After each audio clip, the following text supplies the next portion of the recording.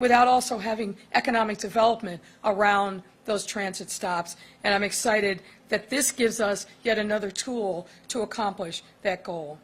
There are a number of people that I need to thank, Chairman Tunney and the members of the zoning committee that worked hard with us to get this right. I want to also thank Elevated Chicago, a coalition of city and community-based groups who advocate for walkable, thriving communities. I also want to thank all the grassroots and civic partners who have pushed the city forward toward our more equitable future. I also want to thank the co-sponsors, Alderman Burnett, Alderwoman Haddon, Alderwoman Rodriguez Sanchez, and Alderman Laspada. Thank all you, one and all. I also have to thank my team. I want to thank Dan Lori, our policy lead, and the policy team, some of whom are here today, who worked tirelessly on this effort for a very long time. I've got to thank IGA for doing the hard work of making sure that we were being responsive to the iterative process that is about democracy. Of course, I want to thank Commissioner Navarro, and I want to thank Commissioner Cox. This is a very big and important day for our city. Before I close, I'm pleased to share that City Council today passed critical ordinance enhancements promoting water access and affordability for residents. This ordinance includes three major components. One, it prohibits the future privatization of Chicago's water system, which is a no-brainer. Our water system is one of our greatest assets. It should always remain under the control of the city government and never be privatized. Two, it codifies the end of residential shutoffs for non-payment. In other words, no resident, I want me to underscore that again, no resident in Chicago will ever have their water shut off because of inability to pay. I made sure of that through an executive order early on in my tenure as mayor. Now it is codified into law. Very important step. And three, it increases requirements for transparent reports to the City Council Committee on Budget and Government Operations and a Committee on Finance regarding water debt, water meter installation, and critical water affordability measures. Since I became mayor, I strongly believe that water is a basic human right, period. We can't function without having access to water.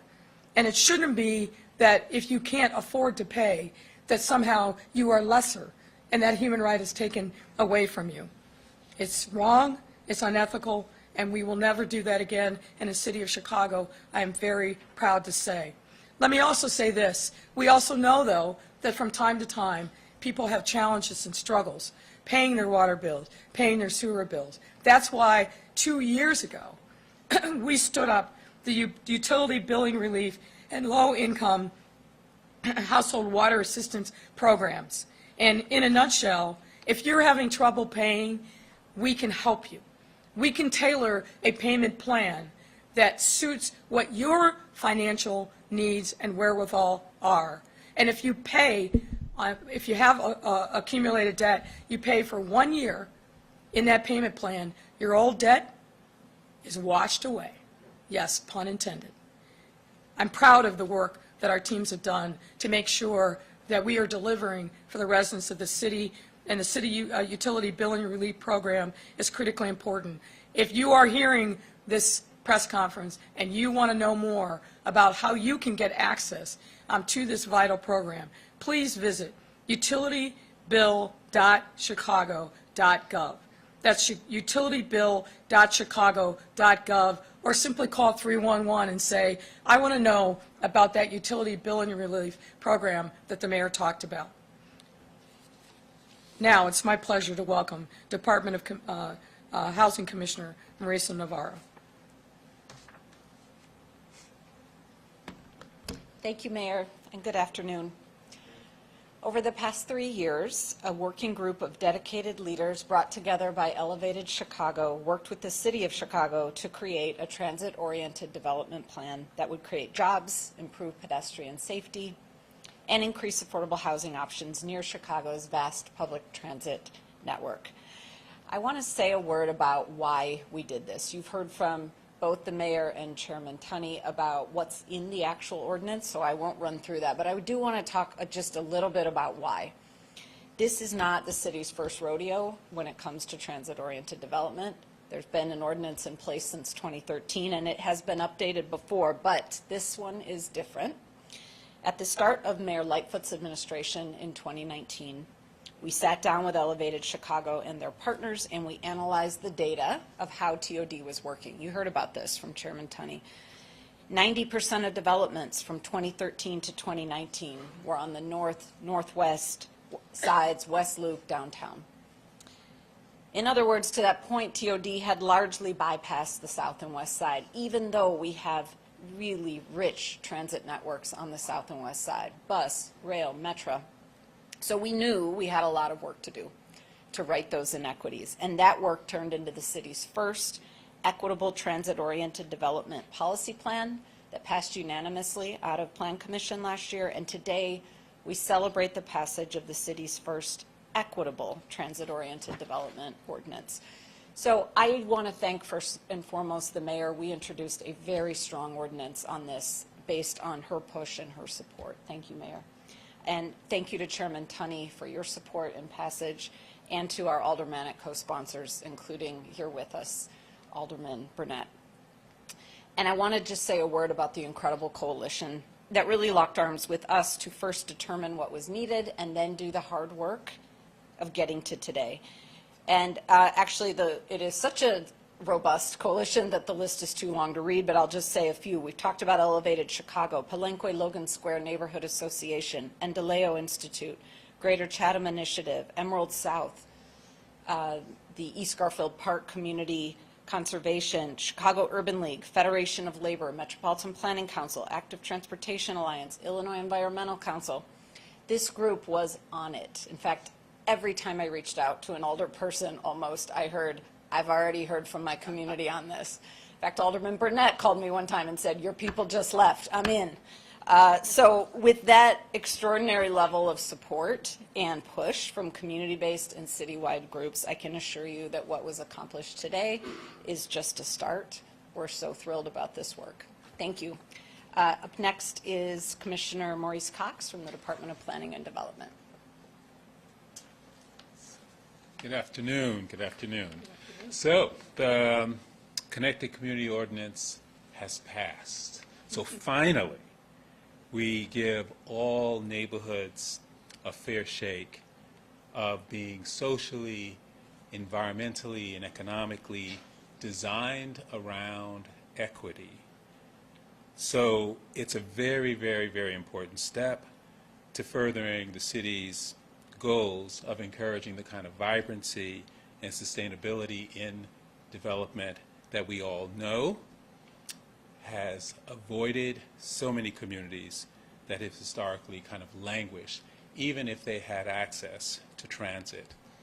So this is a really powerful tool that will allow us to achieve a goal that we have to create 15-minute neighborhoods throughout Chicago that allow people across this city to be no more than a 15-minute walk from a transit station, and to access to jobs, and to a 15-minute walk from a host of amenities that we know define the very quality of life we want in our neighborhoods.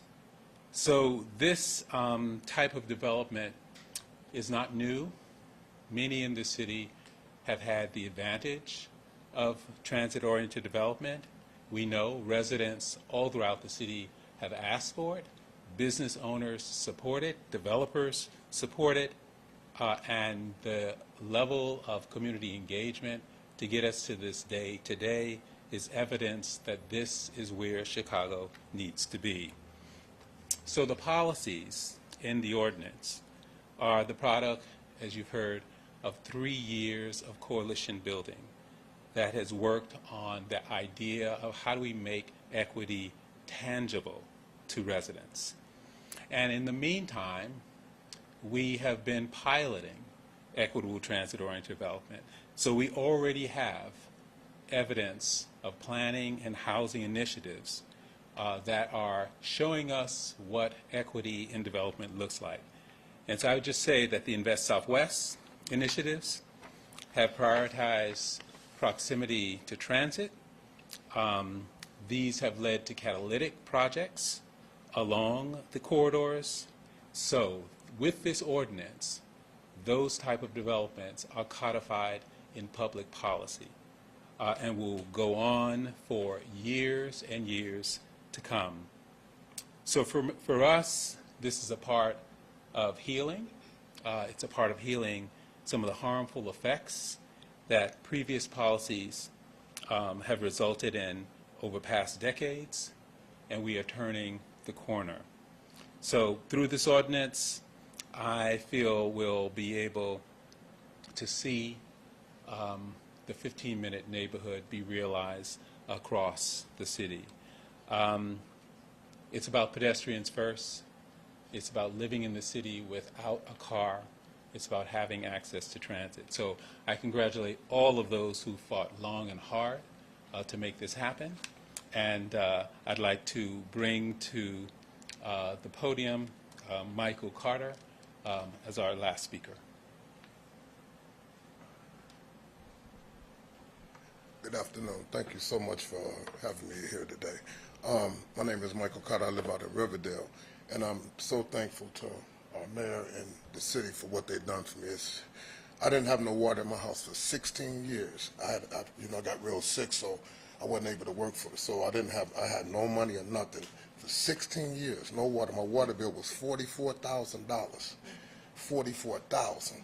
And I'm not going to get into the details of me living without the water because people donated just for 16 years. I had no heat for 7 years. I went down and I had made some little video because with the sewage and everything, it was horrible. I wouldn't go into detail of it unless somebody had asked me at a later date. But at any rate, I went down to the water people, and I told this lady that I was how I didn't have any water or nothing. I didn't have any, and then they messed around. They gave me Social Security. They wound up giving me that because at first they kept denying me. So they put me on this program she talked about. All I have to do is pay $100. I got 4 more months to do it. And then the elevator, they came over, they put in a new tub, new sink, new water pipes, it's amazing. I can't believe it, And I'm really thankful for you. I love you all so much for this. You just don't know how it feels. Every time I go home, I just turn on the water, Okay. Yeah, so like I said, I got a sink. They got mad because with my Social Security, I said, can I go buy a jacuzzi? They said, no, you got to just get the issues having. So I want to really thank you all for this program. It's just very, for somebody like me, it's terrible. It was something else, and I really, really, from the bottom of my heart, appreciate you. I love you, Mayor Lightfoot, and my city, and thank you so kindly. Thank you. Thank you. So I think I'm the last speaker, and I'm Alderman Walter Burnett. And I'm just happy to be a co-sponsor of the ETOD. I'd like to commend the mayor. I'd like to commend the commissioners. I'd like to commend all of the organizations who've been working over 3 years to try to put this together. The unique thing about this, it touches some of our most vulnerable citizens in our city. A lot of our elderly or baby boomers, like I'm the end of, a lot of them don't want to drive. With the gas prices, can't afford to drive. They rather have public transportation, but at the same time, they don't want to walk a long way, or they can't walk a long way. So this gives an opportunity to put housing close to the L stations in order for them to be able to be close to transportation and still be able to go downtown and, meet up with their boyfriends or girlfriends or whatever the case may be and have a good time like most retired people do. But also, it touches the young people. A lot of young people graduate from college. They end up getting entry-level jobs. A lot of them don't make a lot of money. A lot of them love to ride bikes or take public transportation and love to be able to just take transportation to work. So that gives them an opportunity to live in an affordable place where they can take public transportation and be able to get to their jobs. So it expands the city to go further west and further south and give these folks an opportunity. The city has been connecting people to transportation for some time. We're getting ready to open up an L stop on Damon and Lake, which actually did the opposite and brought transportation to people who live in affordable housing to be able to get downtown. But at the same time, now the city is expanding that connection to bring affordable housing to those L stops. If you go on to some parts of the south and the west side, you see a lot of vacant lots around the L stations. What this does is make it more affordable for developers to build in these areas, because they may not be able to make more of a profit in those areas because it's so expensive to build, but by not having to put in a lot of parking in their buildings, it make it more reasonable for them to build and for them to have affordable housing so people can live there. And now you solving a lot of things. You filling in vacant lots, you bringing more tax dollars to the city, you helping the environment because less people are driving now, right? So you have less emissions in the air, and you're giving folks an opportunity to be able to come and enjoy the amenities. So it's a win-win situation, but not only do it take care of the people on both ends of the spectrum with the elderly folks and the young folks, it get everyone in the middle. So this is a great thing. I commend all of the advocates for being involved. I thank all of my colleagues that did vote on it for voting on it, and I know the ones who didn't vote on it are going to rep the benefits of all of us for voting for it. So I just want to say congratulations and thank you, Mayor. Thank you, Commissioner. Thank you all for allowing me to be a co-sponsor on this ordinance. Thank you all very much. Congratulations. So before we take your questions, I just want to say, Mr. Carter, thank you. Thank you for coming here and sharing your story with us. And I'm glad that you got your water turned back on, hopefully your heat too. And folks, I'd like to say that Mr. Carter's story is rare and unique, but it's not. There's a lot of people out there who need our help, a lot of people who are struggling, and we've got to make sure that we do everything that we can to continue reaching our residents, particularly in this difficult time that they are experiencing coming out of the pandemic. And there's a lot of things that we've done over the last 3 years to help our residents weather these very difficult storms. And this utility billing relief program, I think, is one of the best things that we have absolutely done. So with that, happy to take your questions. Thanks a lot, Mayor. Appreciate it. Members of the media, Asha and I will come down and give you the mic. 2 questions per reporters. And just be courteous, just because there's about 11 reporters, so we want to get to everyone. Correct, there you go. Heather, WTTW. Hi, Mayor.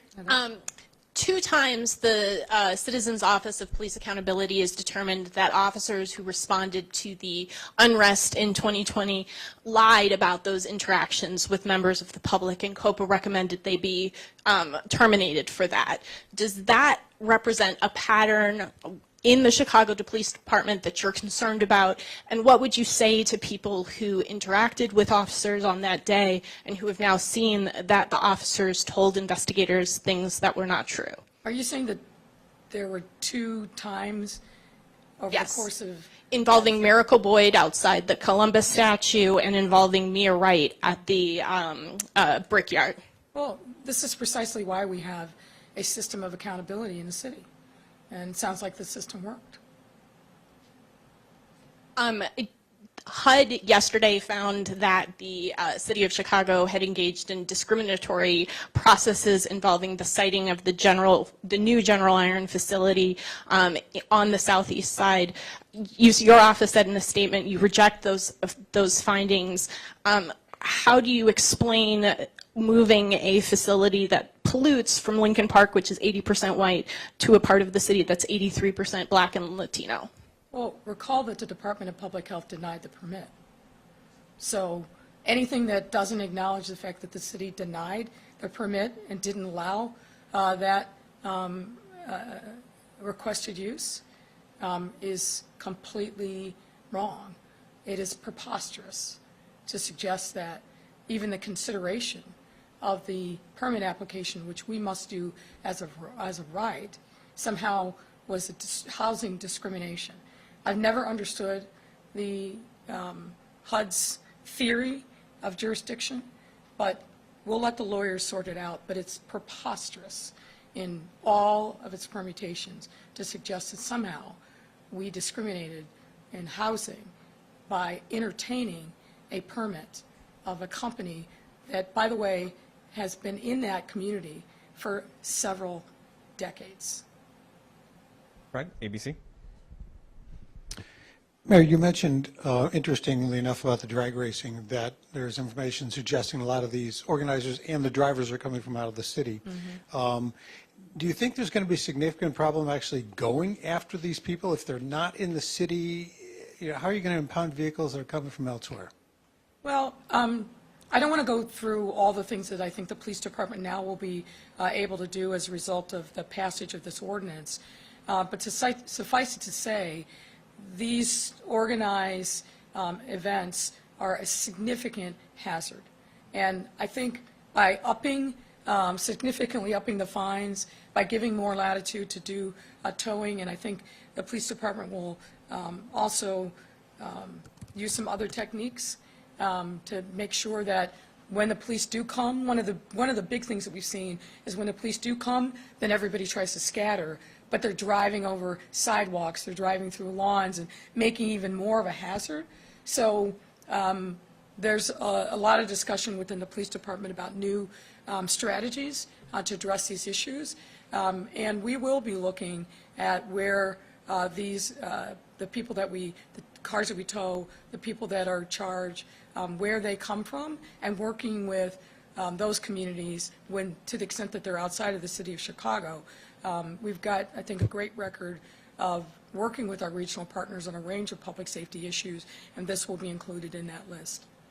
This morning, a couple of ordinances introduced on police mental health and wellness, including a couple from O'Shea and Napolitano that would, in essence, allow police to refuse the overtime or not take the canceled days off except for big weekends and major emergencies. Would you support that kind of ordinance? No. Why not?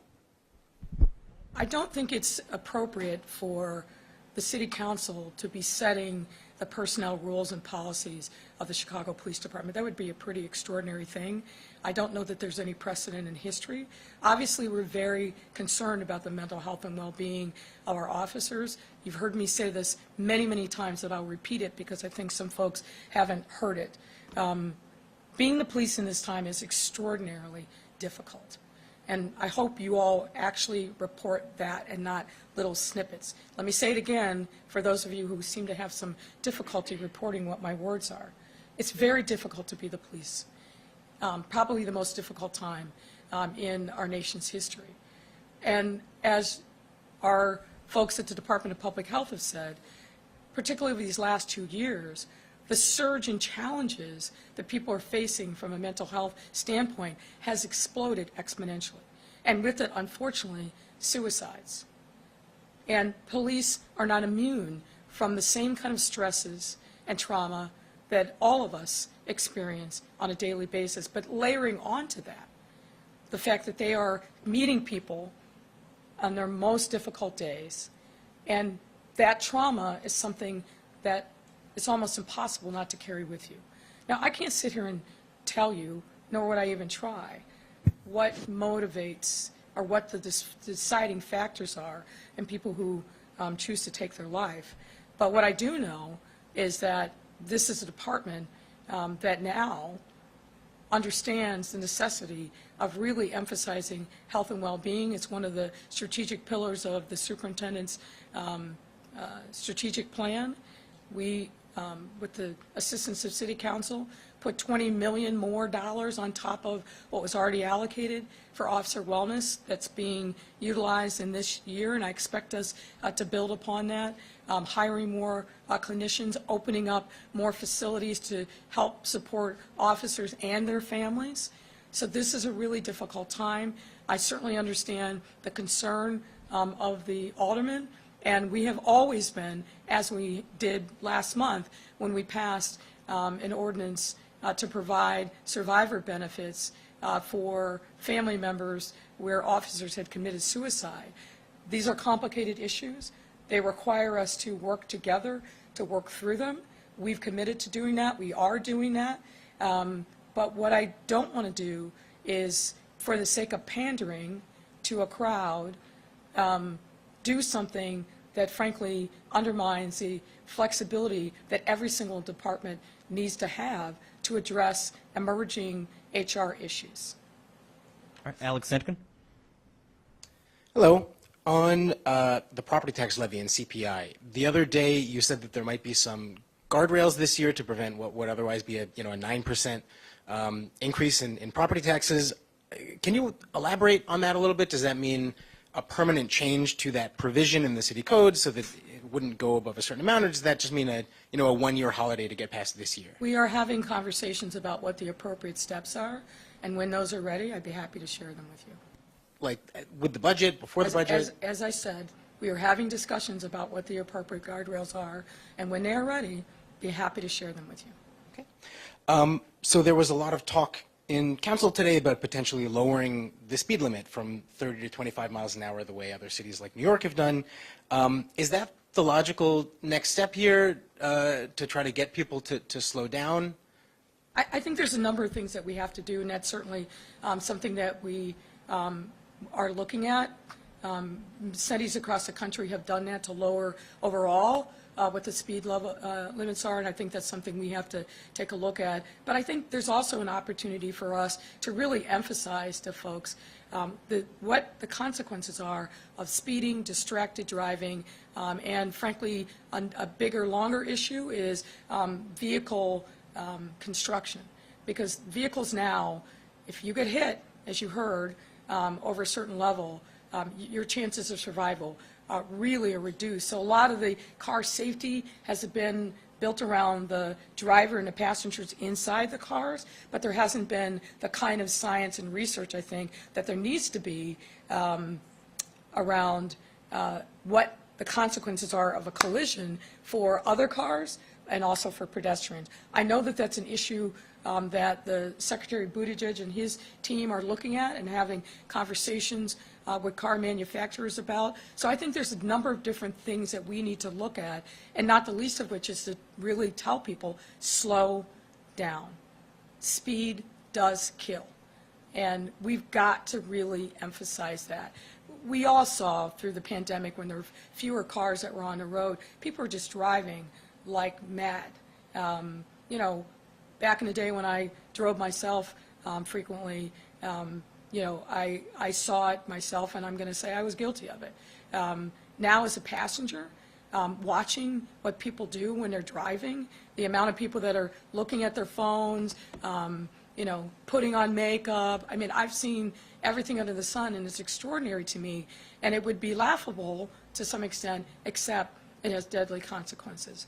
So I think that we will continue working with CDOT and Public Health and our police department to really emphasize people have to slow down because lives are depending upon it. You heard, I think, very powerful testimony today from a number of aldermen, and I'm going to call out in particular Alderman LaSpada, who read the names of people who have been killed just this year, and not all of them.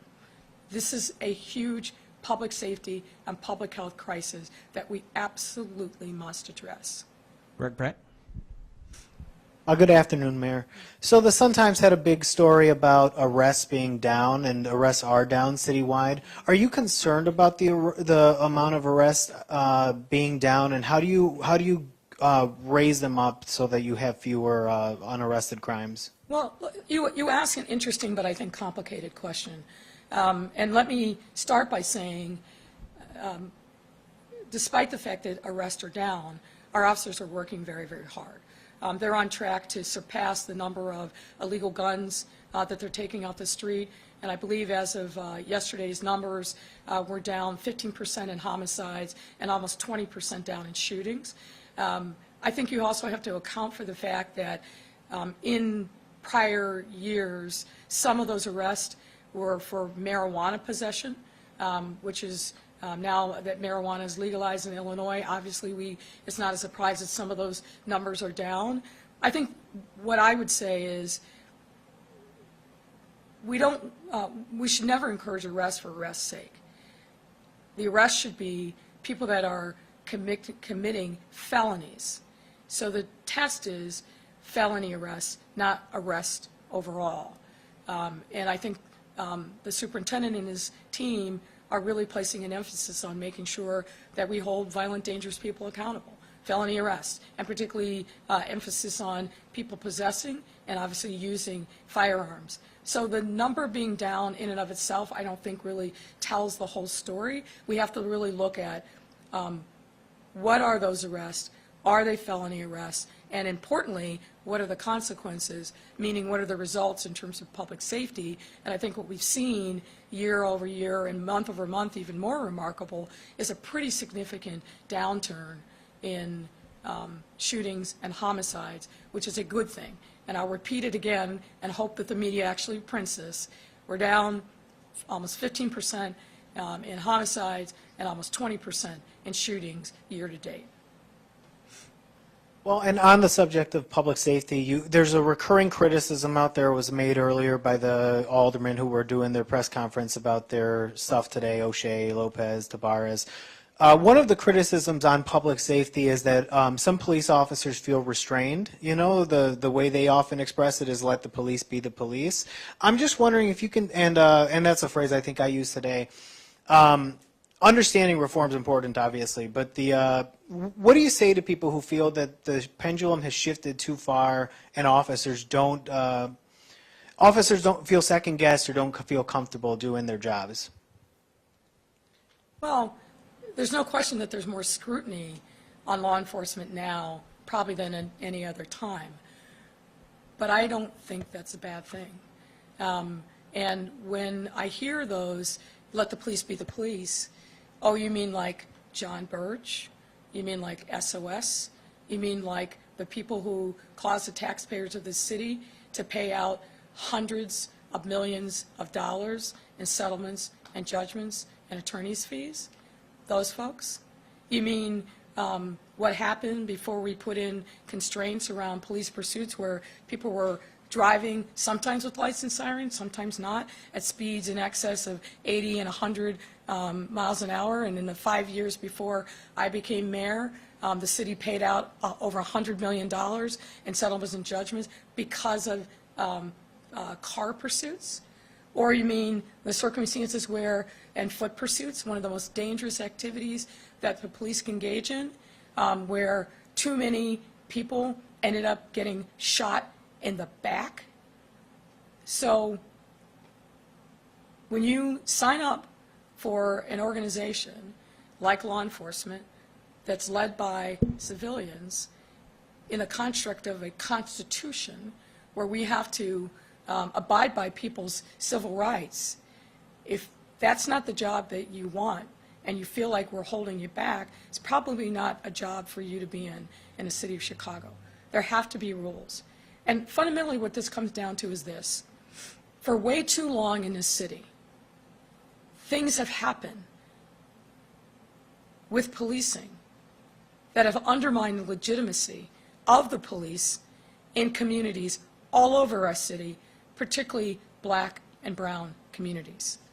You cannot be successful in serving and protecting the residents of the city if you do not respect their civil rights. And the notion that we would turn back the clock, as some have advocated, and let the police be the police, not on my watch. Alice, Tribune. Hi, Mayor. My first question is, when is your office going to announce appointments for the interim commissioners of the Civilian Police Oversight Board, and why the long wait? As soon as we are finished with the evaluation of the names that have come forward to us, we'll be announcing them. That's in process right now. If I could follow up, will that be by next month? As soon as they're done, we will let you know.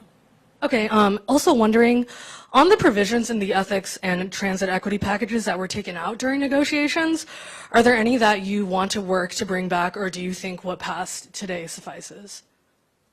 Well, as you know, the legislative process is one of compromise, debate, and discussion. I'm very proud of the legislation that was passed. It's a major accomplishment for our city, both from ethics and from ETOD. So let's have a moment where we actually celebrate what we did get done. Mary Ann Ahern. Thank you, Mayor. We've been trying to ask folks at your office, can you give us any more info on that NASCAR contract? What exactly will the city get from NASCAR? Because there are several other cities who rejected the NASCAR offer. So I don't have all of those details at my fingertips, but we'd be happy to get that from you. Talk to Cesar about what your specific questions are. But let's be clear, this is a massive, massive good thing for our city.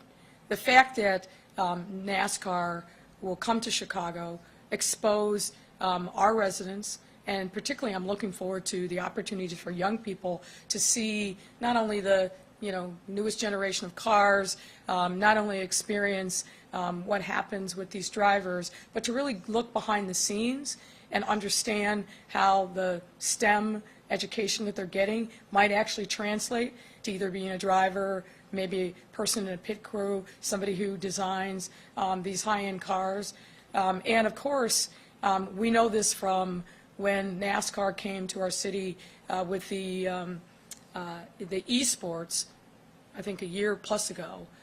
This was like a love letter to Chicago. And being able to promote our city across the globe and the beauty and splendor of it in early July, I'm very excited about that opportunity. But obviously, with every contract that we enter into, being fiscally prudent is always key. Next week, the DNC comes to Chicago for a site visit. Any insight on what the best places you'd like to show off?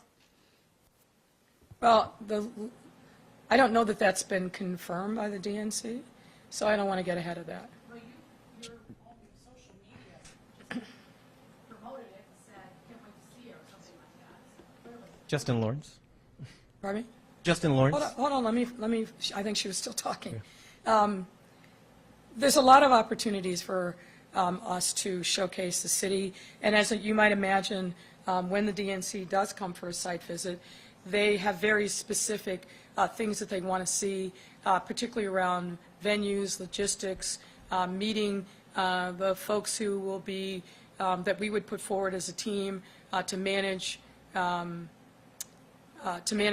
convention. So when they come, it'll be a very busy schedule, but obviously we're going to be making sure that we showcase the best of Chicago. Justin Lawrence. Hi, Mayor. Excuse me. Back to NASCAR. You briefly spoke about that contract. What, if anything, beyond that contract, or even that contract, will need city council approval? And kind of following up on that, the Sun-Times quoted Alderman Riley and Dow and King, the downtown aldermen, that were pretty upset that they didn't get any sort of. That's just not true. So That's just not true. Every single alderman for whom this touched was consulted ahead of time, had a briefing from NASCAR and our team, with the exception of Hopkins. They reached out to him, but he either couldn't accommodate the schedule, but it's just simply not true that they were not consulted ahead of time and weren't briefed. That's just not true. when were those briefings? Were they like 2 days ago, or? They have been spread out over a period of time based upon what the alderman's availability was, yes. Okay, and on the needing city council approval part, what part of this race will need city council approval? I'm not sure that any part of it will, but obviously, we don't engage in something this big and significant without talking to our city council partners. Okay, and back to the CPI increase, you know, when that was passed, and then even last year, the second year of it, the argument was that it gives taxpayers reliability. They know what's coming. Predictability, yes. And now this will be the first year that inflation is kind of soared, and that it's going to reach that 5% cap. And you're talking about possibly not going up to that 5%. You how does that provide predictability to taxpayers? So you're suggesting that we should exceed that? I'm suggesting that that's what the provision called. I don't think that anyone anticipated that the inflation and CPI would go to the levels that we've seen this year. And as a consequence, the thing I wanted to avoid, which was not part of your question, it's not just about predictability. It's about a system before where, because there was such a fear of property tax increases, we'd avoid it for years, and then there would be this massive spike that would be the largest property tax increase in the history of the city over and over and over again.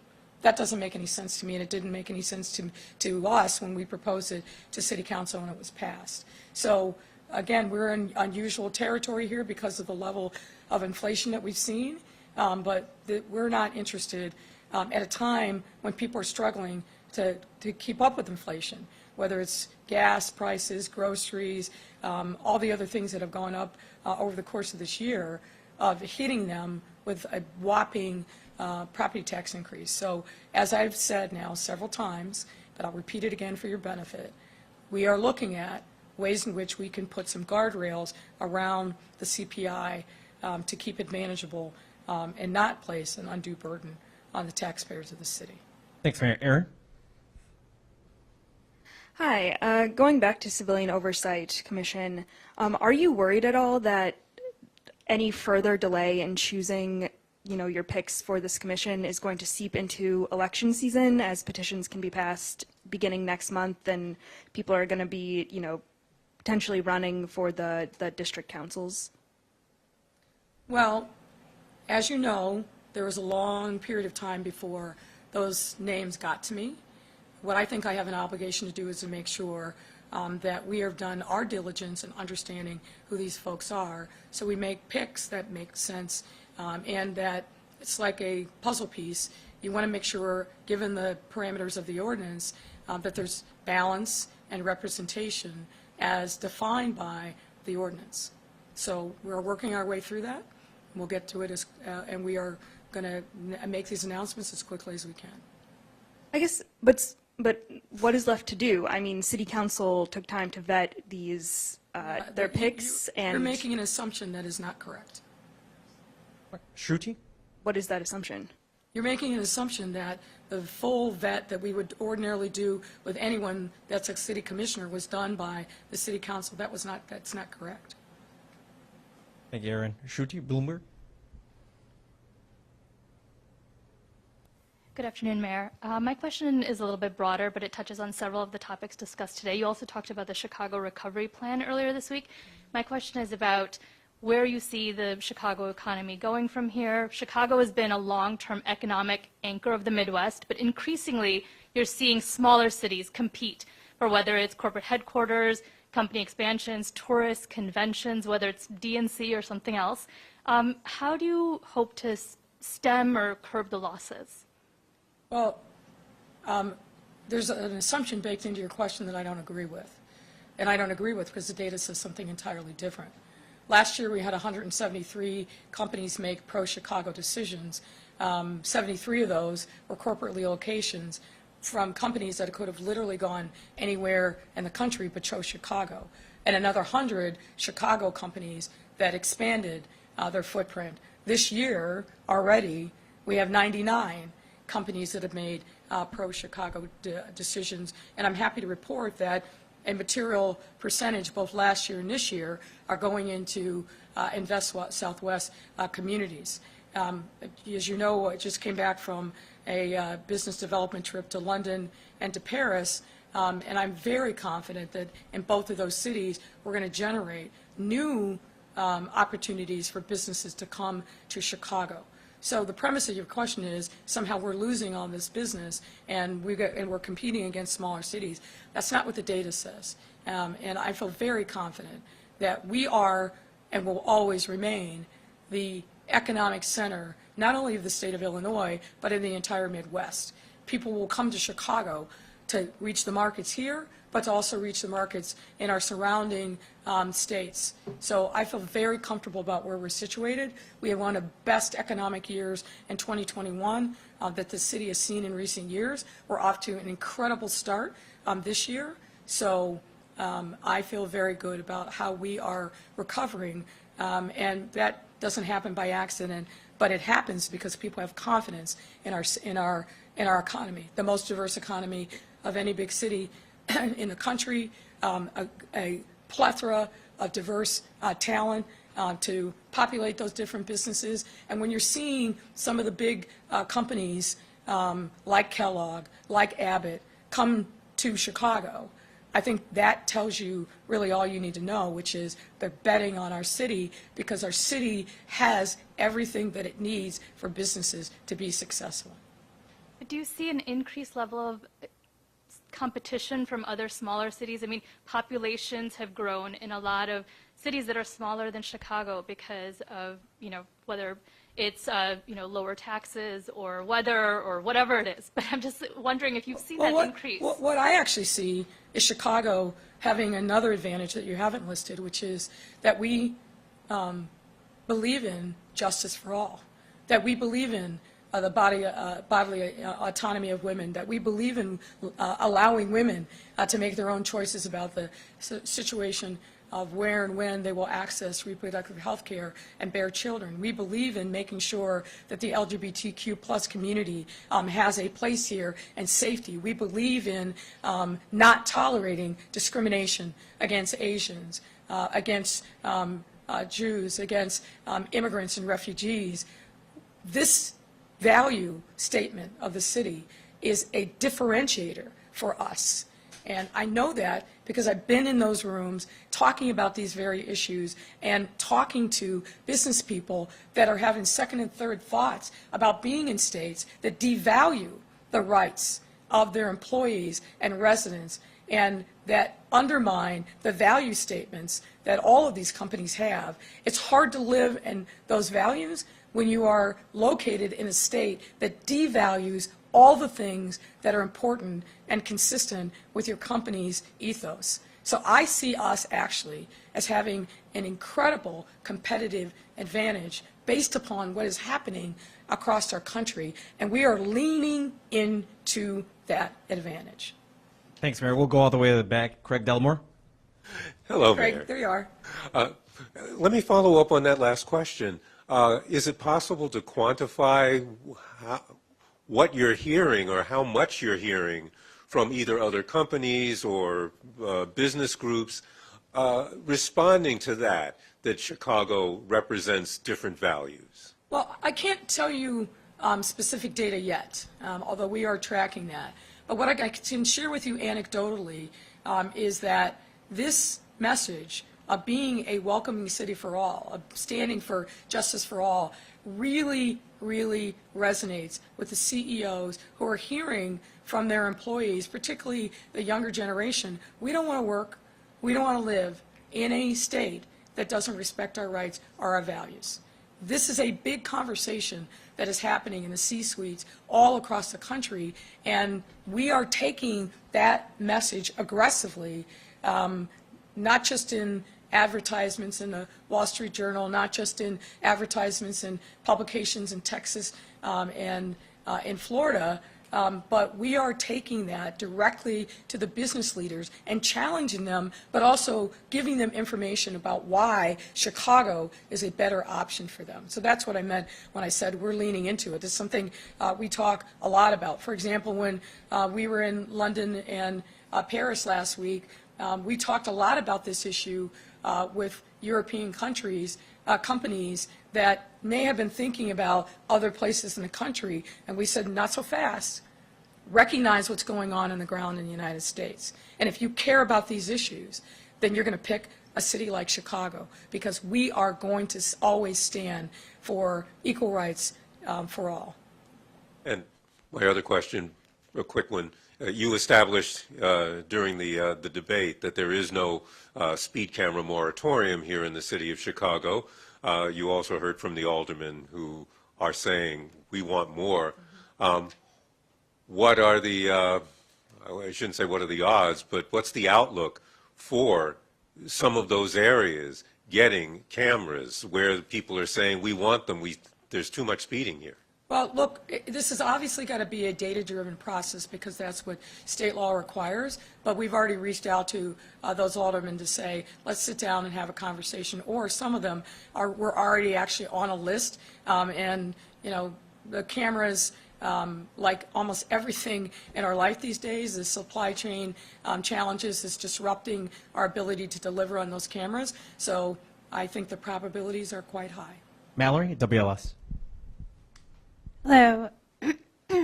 I'd like to go to ETOD and how it aims at bringing affordable housing to transit areas for Alderman Walter Burnett brought up for college students. I think in the meeting it was also discussed baby boomers who are looking to stay in their neighborhoods and use transit. But we're missing a huge chunk in there. How do you nurture the 20-somethings to 40-somethings that are in between those ages that maybe live by transit, are moving out of the need for affordable housing into maybe a single-family home or a single-family unit? How do we nurture as a city those individuals who may be leaving because they're past that affordable housing stage but still want to live by transportation and have ownership? Great question. I'll start and then I'll invite Commissioner Navarro to come in. Look, what we've heard over and over again, and what we know, is we don't have enough affordable housing. And I think that actually is hitting still the demographic that you're talking about. There's a lot of opportunities if you want to buy a house in Chicago. And buy a house, I mean, again, another of our great strengths, I think that differentiates us from other cities that we talk about all the time is it's affordable here. You can own a home. And so, for example, I'm going to go off on a little bit of a tangent, but indulge me. For those companies that are working their tails off to get investments, to get venture capital investments, to get growth capital investments, the last thing that they want to do is have to pay all that money out in, for example, overhead to their employees for things like housing. They'd rather have those monies and reinvest them in the business and growth. So Chicago remains a city that for a certain demographic is very affordable, but what we do know is that for other demographics, it is not affordable.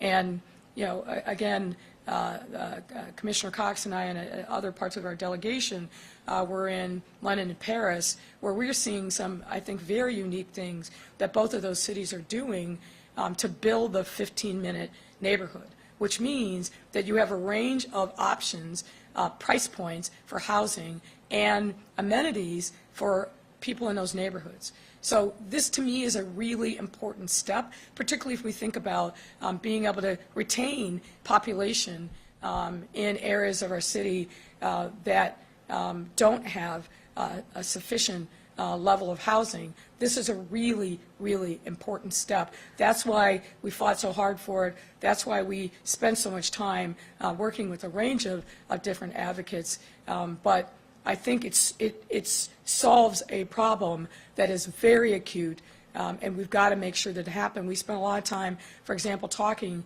with developers that want to take advantage of this right away. And as I said, for me, what I also think about is we extend that red line down to Alcott Gardens. What are we doing with those stops to make sure they're not vast wastelands, that there is a booming economy that accompanies the development of those train stops with the extension of the red line? Commissioner?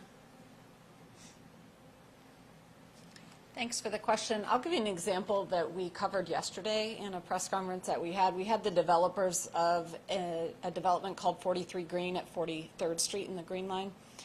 It was actually one of the very first meetings I had as a commissioner. They came in to pitch me on this, and I remember both of them talked about something they said again yesterday, which was, we both have 20-something children who do not drive, who take transit, and we are actually building this with them and their friends in mind. What the development is, again, right next to the Green Line, it's half market rate and half subsidized, about 50 units each.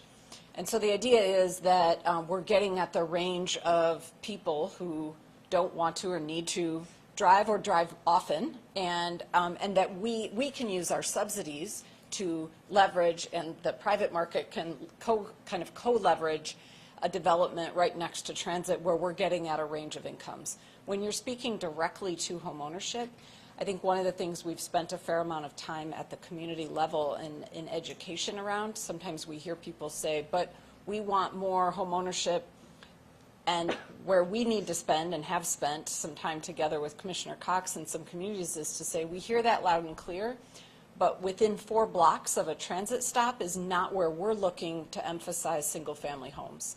We might be looking to emphasize, if we're interested in homeownership, maybe condos, and that's why today we passed a condo and co-op loan fund to make sure that those folks that are already in those kinds of buildings can stay there.